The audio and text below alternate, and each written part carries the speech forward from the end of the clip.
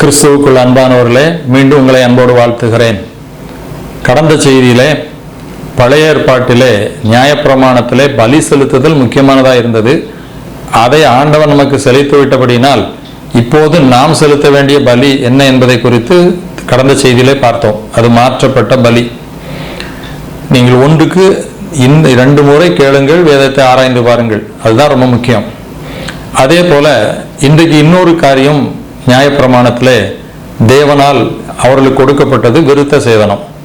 இந்த விருத்த சேதனம் என்பது மோசைக்கு முன்பதாகவே ஆபிரகாமினுடைய காலத்திலேயே ஆண்டவர் கொடுத்து விட்டார். ஆதியாகமம் 17ஆம் அதிகாரத்தில் 10லிருந்து 14 வரைக்கும் நீங்கள் வாசித்து பார்த்தீங்கன்னா அங்கே ஆபிரகாமுக்கே ஆண்டவர் அதை கொடுக்கிறார். வாசிக்கிறேன் கேளுங்கள். 17ஆம் அதிகாரம் 10ஆம் வசனம்.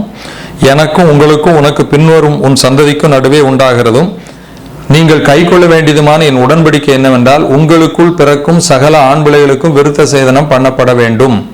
உங்கள் நுனித்தோலி மாம்சத்தை விருத்த சேதனம் பண்ண கடவீர்கள். அது எனக்கும் உங்களுக்கும் உள்ள உடன்படிக்கைக்கு அடையாளமாக இருக்கும். அப்படி தொடர்ந்து அவர் சொல்லுகிறார்.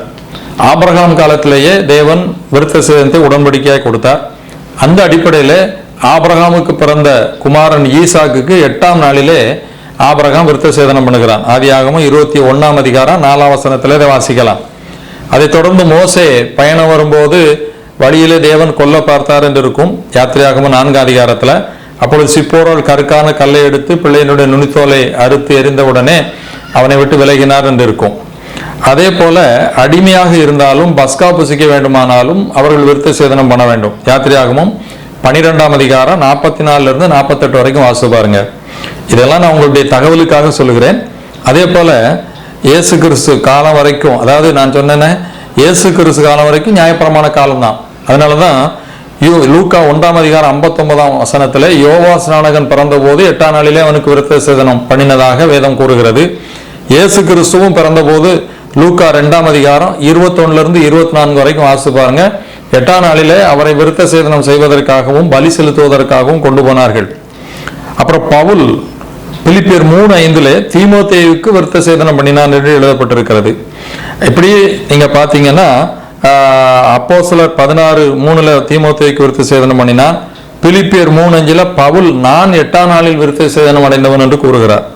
இப்படி இந்த விருத்த சேதன கட்டளைகள் பழைய ஏற்பாட்டிலே பின்பற்றப்பட்டது. விருத்த சேதனம் பண்ணாவிட்டால் அந்த ஆத்மா ஜனத்தில் இல்லாதபடி அறுப்புண்டு போகும் என்றும் ஆண்டவர் சொன்னார். இப்போ புதிய ஏற்பாட்டில் இந்த நியாயப்பிரமாண கட்டளையும் ஒழிக்கப்பட்டு விட்டது. இப்பொழுது நாம் மாம்சத்தில் செய்கிற விருத்த சேதனம் பிரயோஜனம் இல்லை, பண்ண வேண்டிய அவசியம் இல்லை. ரோமர் 2ஆம் அதிகாரம் 28ஆம் வசனத்தை வாசிக்கிறேன் பாருங்க. ரோமர் 2:28. ஆதலால் புறம்பாக யூதனானவன் யூதன் அல்ல, புறம்பாக மாம்சத்தில் செய்யப்படும் விருத்த சேதனமும் விருத்த சேதனம் அல்ல. 1 கொரிந்தியர் 7:19 அந்த யூதர்களுக்கு அவர் எழுதுகிறார் பாருங்கள். 1 கொரிந்தியர் 7:19 விருத்த சேதனம் ஒன்றுமில்லை, விருத்த சேதனம் இல்லாமை ஒன்றுமில்லை, தேவனுடைய கற்பனைகளை கை கொள்ளுகிறதே காரியம். ஆதி திருச்சபையில இந்த சர்ச்சை இருக்கும்போது அவர் விருத்த சேதனம் இனிமேல் தேவையில்லை என்பதை அவர் குறிப்பிடுகிறார். புது சிருஷ்டி தான் இனி காரியம். கலாத்தியர் 5:6, 6:15 இப்போ நம்ம வாசிக்கலாம். அப்படியானால் இனிமேல் நமக்கு விருத்த சேதனம் அவசியம் இல்லை. அப்ப இப்போ நமக்கு என்ன விருத்த சேதனம் இருக்கிறது புதிய ஏற்பாட்டில்? நான் சொன்னது போல அந்த பலி இல்லை, வேறு பலி இப்பொழுது செலுத்த வேண்டும். ஒரு நித்திய ஜீவனை சுதந்திரிக்க போகிறவன் என்பதை குறித்து கடந்த செய்தியில் சொன்னேன். அப்ப இன்றைக்கு நமக்கு என்ன விருத்த சேதனம்? ஒரு 4 காரியங்களை உங்களுக்கு சொல்கிறேன். 1, உதட்டிலே விருத்த சேதனம் வேண்டும்.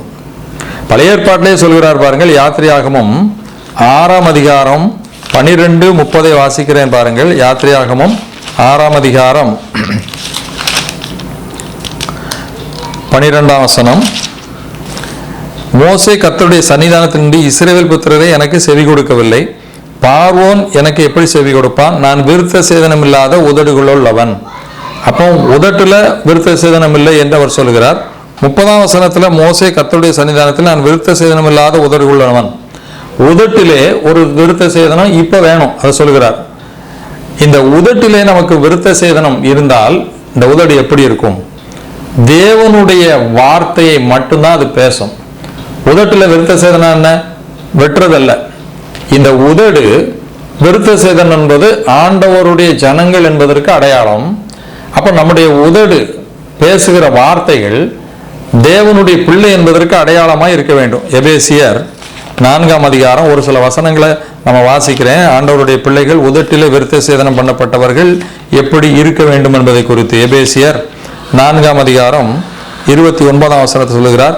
கெட்ட வார்த்தை ஒன்றும் உங்கள் வாயிலிருந்து புறப்பட வேண்டாம், பக்தி விருத்திக்கு ஏதுவான நல்ல வார்த்தை உண்டானால் அதையே கேட்கிறவர்களுக்கு பிரயோஜனம் உண்டாகும்படி பேசுங்கள். அப்போ உதட்டில் விருத்த சேதனம் என்பது நம்முடைய உதட்டிலிருந்து வருகிற வார்த்தைகள் கெட்ட வார்த்தையா இருக்கக்கூடாது, நல்ல வார்த்தையா இருக்க வேண்டும். எபேசியர் 5ஆம் அதிகாரம் 6ஆம் வசனத்தில் சொல்றார் பாருங்கள். இப்படிப்பட்டவைகளின் நிமித்தம் கீழ்ப்படியாமின் பிள்ளைகள் மேல் தேவ கோபானைக்கிறதால் ஒருவனும் உங்களை வீண் வார்த்தைகளினாலே மோசம் போக்காதபடிக்கு எச்சரிக்கையா இருங்கள். வீண் வார்த்தைகள் நம்முடைய உதட்டிலிருந்து வரக்கூடாது. கொலோசியர் 3ஆம் அதிகாரம் 8ஆம் வசனத்தில் சொல்லுகிறார். இப்பொழுதோ கோபமும் மூர்க்கமும் பொறாமையும் உங்கள் வாயில் பிறக்கலாகாத தூஷணமும் வம்பு வார்த்தைகளும் ஆகியவைகளெல்லாம் விட்டு விடுங்கள். அப்ப விருத்த சேதனம் பண்ணப்பட்ட ஒரு உதடு என்பது இப்படிப்பட்ட வார்த்தைகளை கொண்டு வராது. 1 தீமோத்தேயு 4ஆம் அதிகாரம் 12ஆம் வசனத்திலே பவுல் தீமோத்தேயுக்கு சொல்கிறார், உன் இளமையை குறித்து ஒருவனும் அசட்டை பண்ணாதபடிக்கு நீ வார்த்தையிலும் நடக்கையிலும் ஆவியிலும் எழுதுகிறார். அப்ப வார்த்தையில நீ மாதிரியா இருக்க வேண்டும். நம்முடைய வார்த்தை மற்றவர்களுக்கு மாதிரியா இருக்க வேண்டும். மத்தேயு 12ஆம் அதிகாரம் 36ஆம் வசனத்திலே இயேசுவே என்ன சொல்லுகிறார் பாருங்கள். மத்தேயு 12ஆம் அதிகாரம் 36ஆம் வசனம், மனுஷர் பேசும் வீணான வார்த்தைகளை யாவையும் குறித்து நியாய தீர்ப்பு நாளிலே கணக்கு ஒப்புவிக்க வேண்டும். அப்ப உதட்டுல விருத்த சேதனம்னா என்ன? ஒரு ஆண்டவருடைய பிள்ளை, நித்திய ஜீவனுக்கு போகிற பிள்ளை, உதட்டிலிருந்து வாருகிற வார்த்தைகள் உலகத்துக்குரியதா இருக்கக்கூடாது. நான் திரும்ப திரும்ப சொல்றதான், உலக மனுஷன் பேசுற மாதிரி. இன்னைக்கு இப்படிப்பட்ட இந்த ஊழியர்களெல்லாம் எடுத்து பாருங்க. ஒரு நேரம் இங்க ஆண்டவருடைய வார்த்தையை பேசுவாங்க, இன்னொரு பக்கம் உலக மனுஷனோட தரந்தாழ்ந்து பேசுவாங்க. இப்போ ஜான் ஜெபராஜ் கூட ஒரு செய்தியில மண்டகண்டையெல்லாம் அடிச்சு உடைச்சிருவேன். ஆனா இங்க கர்த்தர் என் கூட பேசுறேன். இதுதான் சொல்றேன், வஞ்சிக்கிறவர். இன்னைக்கு நிறைய ஊழியர்களுடைய தனிப்பட்ட வாழ்க்கை அப்படி இருக்கிறது. கடிந்து கொள்கிறது வேற, வேதத்தின் சத்தியத்தின்படி ஒருவனை கடிந்து கொள்வதோ எச்சரிப்பதோ என்பது அவசியம், அதை இதில் எடுக்கக்கூடாது. ஆனால் தேவையற்ற வார்த்தைகள், வம்பு வார்த்தைகள், ஆகாத சம்பாஷணை, கெட்ட வார்த்தைகள், இப்படிப்பட்ட வார்த்தைகள் விருத்த சேதனம் உள்ள உதடுகளிலிருந்து வரக்கூடாது. அப்போ உதட்டுல விருத்த சேதனம். ரெண்டாவது என்ன விருத்த சேதனம் சொல்கிறார் பாருங்கள், இருதயத்திலே விருத்த சேதனம். பழைய ஏற்பாட்டிலேயே விருத்த சேதனம் பண்ணப்பட்ட அந்த நாட்களிலேயே ஆண்டவர் என்ன சொல்றார் பாருங்கள். லேவியராகமம் 26ஆம் அதிகாரம் 41ஆம் வசனத்தை வாசிக்கிறோம் பாருங்க. லேவியராகமம் 26ஆம் அதிகாரம் 41ஆம் வசனம். அவர்கள் எனக்கு எதிர்த்து நடந்தபடியால் நானும் அவர்களுக்கு எதிர்த்து நடந்து அவருடைய சத்துருக்களின் தேசத்தில் அவர்களை கொண்டு போய் விட்டதையும் அறிக்கையிட்டு விருத்த சேதனம் இல்லாத தங்கள் இருதயத்தை தாழ்த்தி. அப்ப அவங்களுடைய இருதயத்துல அன்னைக்கையே அவர் விருத்த சேதனம். அப்ப இது அர்த்தம் என்ன? அந்த இருதயம் ஆண்டவருக்கு கீழ்ப்படுகிறதா இல்லை, அதை விருத்த சேதனம் இல்லாத இருதயம் என்று சொல்கிறார். எரேமியா 9ஆம் அதிகாரம் 26ஆம் வசனத்தையும் வாசிக்கிறேன் பாருங்க. எரேமியா 9:26. எகிப்தையும் யூதாவையும் ஏதோமையும் அம்மேன் புத்திரையும் மோவாவையும் கடைசியில் வனாந்திர குடிப்பான யாவரையும் தண்டிப்பேன். புறஜாதியார் அனைவரும் விருத்த சேதனம் இல்லாதவர்கள், ஆனால் இஸ்ரவேல் வம்சத்தார் அனைவரும் இருதயத்திலே விருத்த சேதனம் இல்லாதவர்கள். அப்ப அன்னைக்கு அவங்க விருத்த சேதனம் பண்ணவங்க தான், புறஜாதியார் விருத்த சேதனம் இல்லாதவங்க தான். ஆண்டவர் என்ன சொல்கிறார்? இருதயத்தில் அவங்களுக்கு விருத்த சேதனம் பண்ணல.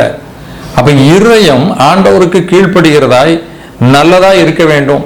அதுதான் விருத்த சேதனம் பண்ணப்பட்ட இருதயம். பழைய ஏற்பாட்டு நாட்களிலேயே ஆண்டவர் சொல்கிறார். அதே போல உபாகமம் 10ஆம் அதிகாரம் 16ஆம் வசனத்திலையும் ஆண்டவர் அதை குறிப்பிடுகிறார். உபாகமம் 10ஆம் அதிகாரம் 16ஆம் வசனம். ஆகையால் நீங்கள் இனி உங்கள் பிடரியை கடினப்படுத்தாமல் உங்கள் இருதயத்தின் நினைத்தோலை விருத்த சேதனம் பண்ணுங்கள். இதெல்லாம் எதற்கு அடையாளம்?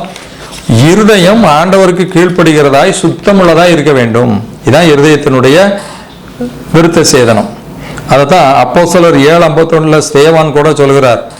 அப்போஸ்தலர் 7ஆம் அதிகாரம் 51ஆம் வசனத்தை வாசிக்கும் போது இங்கே சொல்கிறார் பாருங்கள். வணங்கா கழுத்துள்ளவர்களே, இருதயத்திலும் செவிகளிலும் விருத்த சேதனம் பெறாதவர்களே அப்படின்னு சொல்றார். அன்பான தேவனுடைய பிள்ளைகளே, நம்முடைய உதடு விருத்த சேதனம் பண்ணப்பட்டிருக்கணும். தேவனுக்கேற்ற வார்த்தைகள் தான் நம்ம பேசணும். நம்முடைய இருதயம் விருத்த சேதனம் பண்ணணும். ஏன்னா இருதயம் தான் ரொம்ப முக்கியம். எரேமியா சொல்கிறார், எல்லாவற்றை பார்க்கிலும் இருதயமே திருக்குள்ளதும் மகா கேடு உள்ளதுன்னு சொல்றார். இயேசுவே சொல்லுகிறார், இருதயத்திலிருந்து, மார்க் எழுதின சுவிசேஷம் 7:21, இருதயத்திலிருந்து வெளியில வந்ததெல்லாம் உங்களை அசுத்தப்படுத்தாது. இருதயத்திலிருந்து புறப்படுகிறவைகளே தீட்டுப்படுத்துன்னு சொல்லிட்டு ஒரு பட்டியலை சொல்கிறார் பாருங்கள். மார்க் எழுதின சுவிசேஷம் 7ஆம் அதிகாரம் 21ஆம் வசனத்திலிருந்து வாசிக்கிறேன் பாருங்கள். எப்படியெனில் மனுஷனுடைய இருதயத்துக்குள்ளிருந்து பொல்லாத சிந்தனைகளும் விபச்சாரங்களும் வேசித்தனங்களும் கொலைபாதகங்களும் களவுகளும் பொருளாசைகளும் துஷ்டத்தனங்களும் கபடும் காம விகாரமும் வன்கண்ணும் தூஷணமும் பெருமையும் அதிகேடும் புறப்பட்டு வரும். பொல்லாதவைகளா இவைகளெல்லாம் உள்ளத்திலிருந்து புறப்பட்டு மனுஷனை தீட்டுப்படுத்தும். அப்ப இவைகள் ஒண்ணுமே நம்ம இருதயத்துல வராதபடி நம்முடைய இருதயத்தை விருத்த சேதனம் பண்ணி வைத்திருக்க வேண்டும். இருதயம் சுத்தமா இருக்கணும். மத்தேயு 5:8 சொல்ல, இருதயத்தில் சுத்தமுள்ளவர்கள் பாக்கியவான்கள், அவர்கள் தேவனை தரிசிப்பார்கள்.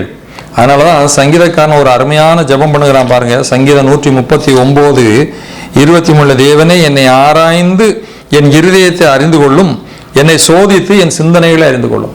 அப்ப நம்ம இருதயத்துல எங்கேயாவது தப்பான சிந்தனைகள் எண்ணங்கள் வரும்போது உடனே ஆண்டவரே என் இருதயம் விருத்த சேதனம் பண்ணப்பட்டது, இதற்கு நான் இடம் கொடுக்க மாட்டேன் என்று சொல்லி அதை அப்புறப்படுத்தி இருதயத்தை சுத்தமாய் வைத்துக் கொள்ள வேண்டும். நம்முடைய நினைவுகள், சிந்தனைகள், இது இருதயத்திலே வருகிற ஒரு விருத்த சேதனம். மூணாவது செவியிலே விருத்த சேதனம். எரேமியா 6ஆம் அதிகாரம் 10ஆம் வசனத்துல வாசித்தது போல செவியிலே விருத்த சேதனம் அப்படின்னா என்ன அர்த்தம்? இந்த செவி நல்ல செய்திகளை மட்டும்தான் கேட்கணும். கெட்ட செய்திகளை கேட்பதற்கு தீவிரப்படக்கூடாது. அந்த இடத்தை விட்டு விலகணும். என் கெட்ட செய்தி வரதா அதை விலக்கிடணும். ஏன்னா என்னுடைய செவி விருத்த சேதனம் பண்ணப்பட்ட செவி. இன்னைக்கு ஏராளமான கள்ள போதனைகள் வந்து கொண்டு இருக்கிறது. அப்படிப்பட்ட போதனைகளை கேட்கவே செய்யாதீங்க. ஒரு ஊழியக்காரன் நான் சொன்னபடி வேதத்தின்படி சரியில்லை, அவனுடைய சரீரத்தினுடைய அமைப்பே சரியில்லை, அவனுடைய உபதேசம் சரியில்லைன்னா கம்ப்ளீட்டா அவாய்ட் பண்ணிருங்க. சில நல்ல செய்திகளை கலந்து கூட பேசுவான், உடனே அங்க நல்ல செய்தி பேசுறாருன்னு போக முடியாது. ஒரு சாக்கடைக்குள்ள ஆப்பிள் பழம் நல்ல பழமா இருந்தாலும் நம்ம எடுக்க மாட்டோம். இன்னைக்கு அப்படிதான் பிசாசு வஞ்சித்து கொண்டு இருக்கிறான். ஆகவே நல்ல செய்திகள் எங்கே இருக்கிறதோ, சத்தியம் எங்க இருக்கிறதோ அதை மட்டும் கேளுங்க. மற்றதை கேட்டு நேரத்தை வீணடிக்காதீர்கள். செவியில விருத்த சேதனம்.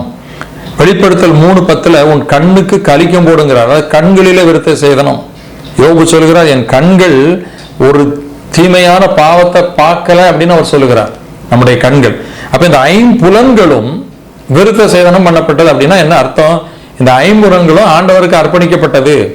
அந்த உலகத்து மனுஷர் பார்க்கிற மாதிரி என் கண் பார்க்காது. இதுல இருந்து நமக்கு தெரியும். அப்ப அதை பார்க்கறது சரியா? நம்முடைய கண் நல்லவைகளை பார்க்கணும். டிவி இருக்கிறது, செல்போன் இருக்கிறது, எவ்வளவோ இருக்கிறது.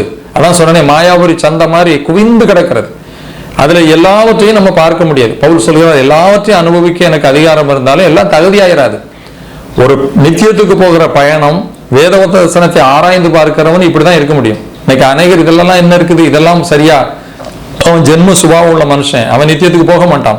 நித்தியத்துக்கு போகணும்னா உடைய இருதயம் விருத்த சேதனம் பண்ணப்பட்டிருக்கணும், உடைய கண் விருத்த சேதனம் பண்ணப்பட்டிருக்கணும், உடைய செவி விருத்த சேதனம் பண்ணப்பட்டிருக்கணும், உங்களுடைய உதடு விருத்த சேதனம் பண்ணப்பட்டிருக்கணும். இந்த 5 புலன்கள் வழியாக உள்ளே போகிறவைகள் தான் நம்முடைய இருதயத்தை தீட்டுப்படுத்துகிறது. இங்க காந்தியர்களுடைய ஒரு மேஜையில 3 பொம்மை இருக்குமா. அந்த 3 பொம்மைகளும் ஒன்று கண்ணை பத்தி கொண்டிருக்கும், ஒன்று காதை பத்தி கொண்டிருக்கும், ஒன்று வாயை பத்தி கொண்டிருக்கும். அதனுடைய அர்த்தம் என்னன்னா, தீயவற்றை நான் பார்க்க மாட்டேன், தீயவற்றை கேட்க மாட்டேன், தீயவற்றை பேச மாட்டேன். ஒரு காந்தியடிகள் கூட அதை அடையாளமாக வைத்திருந்தார். அப்ப ஆண்டவருடைய பிள்ளை எப்படி இருக்கணும்? இன்னைக்கு என்ன மாதிரியான நிலைக்குள்ளே கிறிஸ்தவம் போய்விட்டது? அன்பான தேவனுடைய பிள்ளைகளே, நம்முடைய வாழ்க்கை, நான் விருத்த சேதனம் பண்ணப்பட்டவன். விருத்த சேதனம்னா மாம்ச விருத்த சேதனம் அல்ல, என்னுடைய அவயவங்கள் விருத்த சேதனம் பண்ணப்பட்டிருக்கிறதா? இன்றைக்கு நான் உலகத்தில் உள்ளவைகளை எல்லாம் மற்ற மனிதரை போல பார்க்கிறேனா, கேட்கிறேனா, பேசுகிறேனா, சிந்திக்கிறேனா? இல்லாவிட்டால் இவைகளை விருத்த சேதனம் பண்ணப்பட்டதா இருந்தா உலகத்துக்குரியவைகள் நமக்கு வராது, பிரித்தெடுக்கப்பட்டோம். அப்போ நம்ம அந்நியன் மாதிரி தான் நிறைய பேர் பார்ப்பாங்க. பிரச்சனை இல்லை, ஏன்னா இயேசுவே சொல்லிவிட்டார், நான் உலகத்தான் அல்லாதது போல நீங்கள் உலகத்தான் அல்ல. ஆகவே பழைய ஏற்பாட்டில் உள்ள விருத்த சேதனம் ஒழிக்கப்பட்டாலும் புதிய ஏற்பாட்டிலே நம்முடைய அவயவங்களின் விருத்த சேதனம் இன்றைக்கு வேதம் கொடுக்கப்பட்டிருக்கிறது. ஆகவே இந்த விருத்த சேதனத்தை பெற்று நம்முடைய புலன்களை இயேசுவுக்காக பரிசுத்தமாய் காத்துக்கொள்வோம். கர்த்தர் உங்களை ஆசீர்வதிப்பார். அடுத்த செய்தியிலே இன்னொரு பதிவிலே மற்றவற்றை பார்ப்போம். ஆமேன்.